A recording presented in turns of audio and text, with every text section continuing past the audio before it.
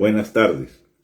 Les doy la bienvenida a su espacio de análisis de la coyuntura política nacional, los puntos sobre las Jotas, de la plataforma informativa nojodas.p, correspondiente a hoy, viernes 5 de marzo. Como siempre estamos de lunes a viernes en vivo, a las 7 de la noche en Facebook, y luego en varias otras plataformas como YouTube y Twitter. Soy el periodista Javier Alejandro Ramos. Veamos lo más saltante de la jornada política del día de hoy. En nuestra política local, más en épocas electorales, un gesto puede ser la diferencia entre el éxito y el fracaso de una campaña. Nuestros votantes emiten su sufragio en forma emotiva. No son una masa informada adecuadamente. Se rigen por las encuestas a las que hacen demasiado caso, aun cuando puedan estar amañadas o tengan un claro componente exagerado hacia arriba o hacia abajo para influenciar, pues es sabido que en base a ellas muchas personas prefieren apostar a ganador y descartar candidatos en base a esas cifras que muchas veces se acomodan por interés, en algunos casos con pagos de por medio. Asimismo, los grupos de votantes más ideologizados van a las urnas a ciegas, convencidos que con su voto están haciendo un gran servicio al país, sin mirar los errores o defectos de su preferido, y atacando desde semanas a quien consideran nefasto en un claro acto visceral que niega la posibilidad de consensos, que considerarían una traición, un acercamiento cortés, amable de su candidato para con aquellos que creen que son dañinos para sus intereses y el país. A eso nos referimos con los gestos. Hace unos pocos años, Alfredo Barnechea, ex candidato de Acción Popular, al ningunear a la entonces candidata aprista Mercedes Arauz en un debate, y días más o menos negarse a comer un trozo de chicharrón invitado en uno de sus periplos proselitistas, cavó su sepultura y fue visto como soberbio, poco empático, y las urnas lo demostraron. El día de hoy, los asesores de Hernando de Soto jugaron al equilibrista en este tema, instando al candidato a apersonarse a la sede del Jurado Nacional de Elecciones, a prestar apoyo moral y presencial a su contendor de Renovación Popular, Rafael López Aliaga, cuyo caso de exclusión por parte del Jurado Electoral Especial de Lima iba a ser resuelto por el máximo tribunal en la materia. Ambos candidatos habían estado distanciados en las semanas pasadas debido a declaraciones de los dos lados en los que se criticaron, cruzando algunos epítetos. Por otra parte, los dos son vistos por un gran sector de la población como las cartas del fujimorismo para una eventual segunda vuelta, dado que la postulación de la lideresa de Fuerza Popular, Keiko Fujimori, se va desinflando y ha perdido apoyo de un grueso sector de sus antes cautivos votantes, como de lo que queda de la militancia aprista. Subirse a un estrado al lado de López Aliaga y abrazarlo, ambos envueltos en banderas peruanas, tendrá en la próxima semana seguramente una reacción en las encuestas. ¿Positiva o negativa? No lo sabemos. Como ya hemos señalado, el electorado nacional es visceral y cambiante. En nuestra humilde opinión, el gesto enaltece a Hernando de Soto, pero puede ser interpretado también como una sumisión, un reconocimiento de la supuesta superioridad de López Aliaga, que a ojos de analistas como el que suscribe, no es tal, e incluso como una sutil tirada de toalla. Total, ambos tienen en sus listas personas muy cercanas al fujimorismo y se disputan el mismo público objetivo de derecha conservadora. Si uno declina a pocas semanas de la votación en favor del otro, le habrá hecho un gran servicio. Pero si De Soto continúa en carrera, podría valorarse el gesto de hoy y subir los pocos puntos que le faltan para superar la valla electoral y comenzar a subir algunas posiciones en desmedro de Keiko Fujimori y del propio López Aliaga, quien mantiene su misma actitud soberbia, beligerante y sin filtros, que le va granjeando también bastante antivoto. Veremos qué ocurre en los próximos días. Finalmente, el jurado decidió desestimar los procesos en contra de López Aliaga como de George Forsyth, y ambos participarán en la elección del 11 de abril. Era previsible esta medida. Lo mismo se aplicó al candidato de Renacimiento Unido Nacional, Ciro Gálvez, y algunos casos de candidatos al Congreso en diversos partidos. Ojo, que el abogado de López Aliaga es nada menos que Humberto Abanto, comprendido en la investigación por el pitufeo de los ingresos de los supuestos cócteles de Fuerza Popular y además defensor de Jaime Yoshiyama. Le habrá salido bien el tema en el jurado, pero las juntas hablan también de una persona.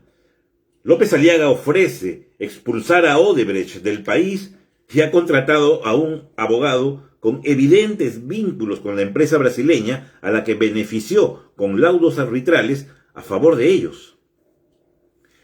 El único ítem resuelto en contra en el jurado es el del PPC, cuya plancha presidencial, encabezada por Alberto Bengolea, está apta, pero sus listas congresales han sido retiradas en forma inapelable por infracciones a las normas. Los PPCistas han apelado la decisión ya no ante el ente electoral, sino que han presentado varias medidas cautelares ante el Poder Judicial, esperando se resuelva favorablemente alguna antes de las elecciones. Sobre este tema conversaremos en unos días con Pablo Secada, candidato número 1 de esa agrupación política en Lima.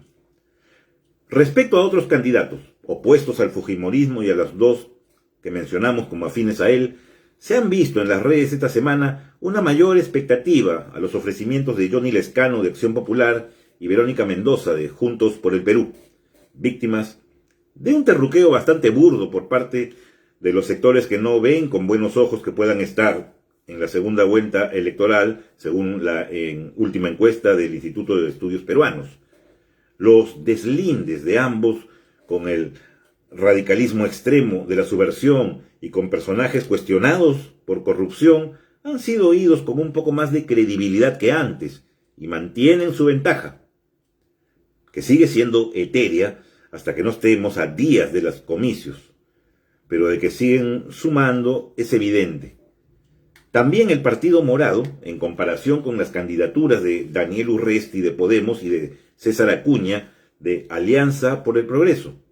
Sin embargo, esta percepción se debe más a los evidentes logros que por consenso ha logrado la bancada liderada ahora por Carolina Lizárraga en la aprobación de importantes iniciativas anticorrupción que por los méritos del aspirante presidencial Julio Guzmán.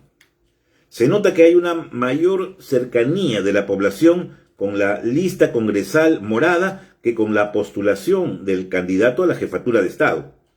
¿Tendrá oportunidad de nivelar las cosas Guzmán? Es cuestión que hile más fino y se ubique en una postura más de centro con sus propuestas, alejándose de los extremos de ultraderecha y de ultraizquierda. Seguiremos viendo qué pasa la semana entrante. En otras noticias, fue separado de su cargo el responsable de prensa del MINSA, Jorge Alania Vera, tras una denuncia de Willax en la que se observa que se comunicó con referentes mediáticos, incluso opositores, para ofrecerles vacunarse con semanas, meses de anterioridad a lo que el propio gobierno ha dispuesto en sus cronogramas. El conductor Philip Butters mostró un chat donde Alania le ofrece inmunización para él y su señora madre en cuestión de días previa coordinación. Y el supuesto beneficiado lo echó en cancha, provocando su salida del Ministerio de Salud. Es inconcebible cómo algunos funcionarios, estando tan fresquito el festín de vacunas protagonizado por el separado doctor Germán Málaga de la Universidad Cayetana Heredia, no aprendieron nada. Mientras las máximas autoridades del Ejecutivo, es decir, el presidente Sagasti y la premier Bermúdez, todos los días hablan de un proceso transparente en la vacunación, que ha incluido la no aceptación de que los empresarios privados las importen para negociarlas, saltándose la programación hecha por el propio MINSA y E-Salud, en el ministerio, que dirige ahora Óscar Ugarte en reemplazo de Pilar Macetti, sigue existiendo una mentalidad de aprovechamiento de privilegios que no se puede tolerar. ¿Actuó Alania Vera por cuenta propia o es una disposición de Ugarte o de niveles más altos? No basta una renuncia, debe conocerse la situación a ciencia cierta. El Tribunal de Honor del Colegio de Periodistas de Lima ha citado a Alania para que brinde sus descargos por este hecho irregular y podría ser pasible de una sanción. El presidente Sagasti y la embajada rusa han negado que exista un tráfico ilegal de vacunas soviéticas en nuestro país, y el mandatario ha hablado incluso de estafadores y personas inescrupulosas ofreciendo vacunas en forma irregular. ¿Y en su Ministerio de Salud ocurre esto? Urge llegar al fondo de lo que está pasando ahí. Ante una inminente inhabilitación por parte del Congreso, que discute varias mociones de acusación constitucional en su contra para que no pueda acceder a cargos públicos, el expresidente Martín Vizcarra, candidato al Parlamento por Somos Perú, anunció que tiene lista una acción de amparo ante el Poder Judicial para no ser excluido del proceso. En honor a la verdad, Vizcarra no ha cometido ninguna transgresión a las normas electorales, por lo que el Jurado Nacional de Elecciones no podría sacarlo de carrera y una inhabilitación corresponde siempre y cuando fuera declarado culpable en forma oficial de algún delito, y no solo de inconductas o de la cacareada incapacidad moral aducida también para su vacancia. En nuestra opinión, Vizcarra se ha mostrado como proclive a irregularidades en su accionar como funcionario público, aunque las evidencias faltan corroborarse. Debería ser sancionado por la población, convirtiéndolo en inelegible, sin necesidad de que se vulnere el debido proceso por parte de congresistas que evidentemente lo ven como una amenaza o buscan vengarse de él. Por último, la Comisión Permanente, bajo la presidencia de Mirta Vázquez, aprobó por fin la denuncia constitucional contra el excontralor y congresista de UPP Edgar Alarcón por el presunto delito de enriquecimiento ilícito. Se acaba el blindaje que por más de un año ha tenido este delincuente y se espera que pronto se vaya a la cárcel.